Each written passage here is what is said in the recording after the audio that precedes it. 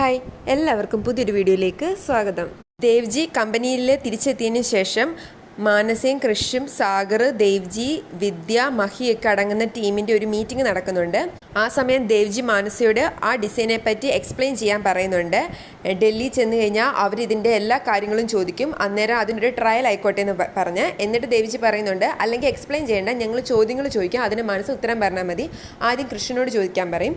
കൃഷ് മാനസയോട് ചോദിക്കും, ഈ ഡിസൈൻ വരയ്ക്കാനുണ്ടായ കാരണം എന്താ, എന്തെങ്കിലും ഇൻസ്പയർ ചെയ്തിട്ടാണെന്ന്. മാനസ ഇൻസ്പയർ ചെയ്തിട്ടാണെന്ന് പറയും. എന്താണ് ഇൻസ്പയർ ചെയ്തതെന്ന് സാഗർ ചോദിക്കുമ്പോൾ മാനസ പറയും അത് ഏതോ ഒരു കാഴ്ചയാണ്. ഏത് കാഴ്ചയാണെന്ന് മഹി ചോദിക്കുമ്പോഴത്തേക്കും മാനസയ്ക്ക് പെട്ടെന്ന് ഉത്തരം കിട്ടത്തില്ല. പിന്നെ ഓരോ ചോദ്യങ്ങൾ വരുമ്പോഴത്തേക്കും മാനസ പറയും, ഇതെന്താ കോടതിയാണോ എന്നെ ഇങ്ങനെ ചോദ്യം ചെയ്യാൻ, ഞാനൊരു ക്രിയേറ്ററാണ്, അപ്പോൾ എനിക്ക് ഇങ്ങനെയൊന്നും എക്സ്പ്ലെയിൻ ചെയ്യാൻ പറ്റത്തില്ല എന്ന്. ദേവ്ജി പറയും, മാനസ ആ പറഞ്ഞത് കാര്യമാണ്, എല്ലാവരും മുന്നിൽ വെച്ച് പറയണ്ട, പക്ഷേ ഡൽഹി ചെന്നിട്ട് അവിടുത്തെ പാനലിന് മുന്നിൽ ഇങ്ങനെ പറഞ്ഞാൽ ശരിയാവത്തില്ല. മാനസ പറയും, എനിക്ക് കുറച്ച് വെള്ളം വേണമെന്ന് പറഞ്ഞിട്ട് കുടിക്കാൻ പോകുമ്പോൾ ദേവ്ജി പറയുന്നുണ്ട്, ഇങ്ങനെയാണെങ്കിൽ ഡൽഹി പോകുമ്പോഴും മനസ്സ് കുറേ വെള്ളം കരുതേണ്ടി വരും, കാരണം ചോദ്യങ്ങൾക്ക് മുന്നിൽ പതറി പോകുമ്പോൾ ഒരുപാട് വെള്ളം കുടിക്കേണ്ടി വരുമെന്ന്.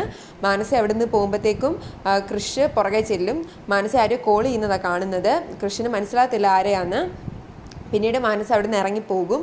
കൃഷ് മഹിയോട് പറയുമ്പോഴത്തേക്കും മഹി പറയുന്നുണ്ട്, ചിലപ്പം കൺമണിയായിട്ട് എന്തെങ്കിലും കണക്ഷൻ ആ ഡിസൈന് കാണും, കൺമണിയായിരിക്കും മാനസ വിളിച്ചത്, ഫോൺ ചെയ്തിട്ട് കിട്ടാഞ്ഞിട്ട് കൺമണിയെ തേടി പോകുന്നതായിരിക്കും എന്ന് കൃഷ്ണനോട് ഫോളോ ചെയ്യാൻ പറയും. അങ്ങനെ മാനസയുടെ പുറകെ കൃഷും പോവും.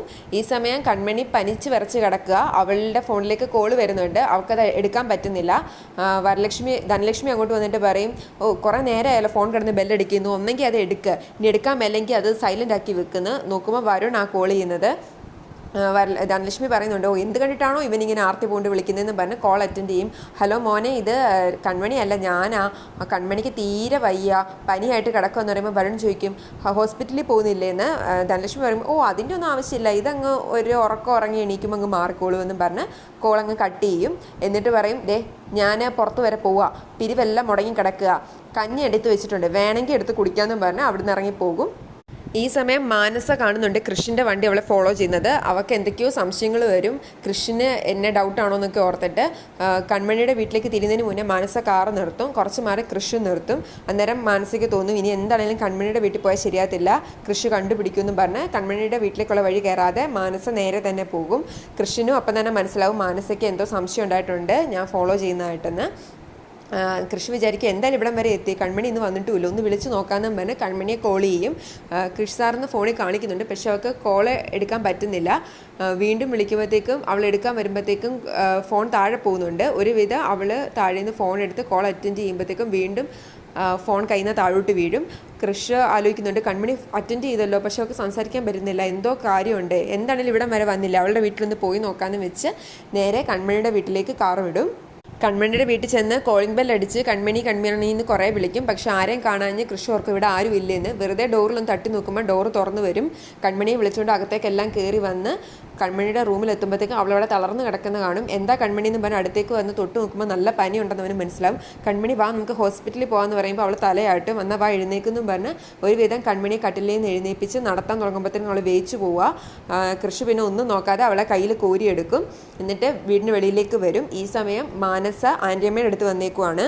അവളാകെ അണച്ചാ വരുന്നത്. ആൻറ്റിയമ്മ ചോദിക്കുക, എന്തായി, കൺമണിയെ കണ്ടോ, പോയ കാര്യം ശരിയായോ എന്ന്. മാനസ പറയും, ഇല്ല ആൻറ്റിയമ്മയെ, കൺമണിയെ കാണാൻ പറ്റിയില്ല, എന്നെ കൃഷി ഫോളോ ചെയ്ത് വരുന്നുണ്ടായിരുന്നു. അത് കേട്ട് ആൻറ്റിയമ്മ ഞെട്ടും. ആൻറ്റിയമ്മ പറയും, അപ്പം കൃഷിന് എന്തൊക്കെയോ സംശയങ്ങളുണ്ടെന്ന്. മാനസ പറയും, അതെ ആൻറ്റിയമ്മ, അതുകൊണ്ട് ഞാൻ കൺമണിയുടെ വീട്ടിലേക്ക് പോകുന്നില്ല, നേരെ ഇങ്ങോട്ട് വണ്ടി ഓടിച്ച് പോകുന്നു. ആൻറ്റിയമ്മ പറയും, നിൻ്റെ ഭാഗത്തും തെറ്റുണ്ട്, ദേവ്ജിയുടെ മുന്നിൽ നീ അത്രയും ആൾ കളിക്കേണ്ട ആവശ്യമുണ്ടായിരുന്നു, ഞാൻ പറഞ്ഞതല്ലേ എല്ലാ കാര്യങ്ങളിലും, നീ വിഷമിക്കേണ്ട, നമുക്ക് എന്തായാലും നോക്കാമെന്ന് പറയും. ഈ സമയം കൃഷി കൺമണിയായിട്ട് വീടിന് വെളിയിലേക്ക് വരുമ്പോഴത്തേക്കും വരുൺ അങ്ങോട്ട് വരും. വരുൺ കാണുന്നത് കൺമണി കയ്യിലെടുത്ത് വരുന്ന കൃഷിനെയാണ്. അതുകൊണ്ട് വരുണിന് നല്ല ദേഷ്യം വരുന്നുണ്ട്. എന്താ ഇതെന്ന് ചോദിക്കുമ്പോഴത്തേക്കും കൃഷി പറയും, കൺമണിക്ക് തീരെ വയ്യ, നടക്കാനും വയ്യ, ഹോസ്പിറ്റലിൽ കൊണ്ടുപോകാൻ വേണ്ടി പോവാന്ന്. വരുൺ പറയും, ഞാൻ കൺമണിയെ ഹോസ്പിറ്റലിൽ കൊണ്ടുപോകാൻ വന്നതാ, അതിനൊക്കെ ഞാനുണ്ട്, ഞാൻ കൊണ്ടുപോയിക്കോളാന്ന് പറയും. കൃഷി പറയും, എന്നാൽ ശരി, അത് മതിയെന്നും പറഞ്ഞ് കൺമണിയെ നിലത്തേക്ക് നിർത്തും. കൺമണിയുടെയും വരുണിൻ്റെയും നടുക്കായിട്ടാണ് കൃഷി നിൽക്കുന്നത്.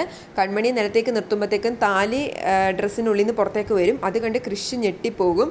കൺമണി പക്ഷേ ഇതൊന്നും ശ്രദ്ധിക്കുന്നില്ല. വരുൺ വേഗം വന്ന് കൺമണിയുടെ കൈ പിടിച്ച് അവളെ നടത്തി കാറിൽ കൊണ്ടുവന്ന് കയറ്റും. പക്ഷേ വരുൺ ഇടയ്ക്ക് കൃഷിനെ നോക്കി പോകുന്നതുകൊണ്ട് തന്നെ ആ താലിമാല കാണുന്നില്ല.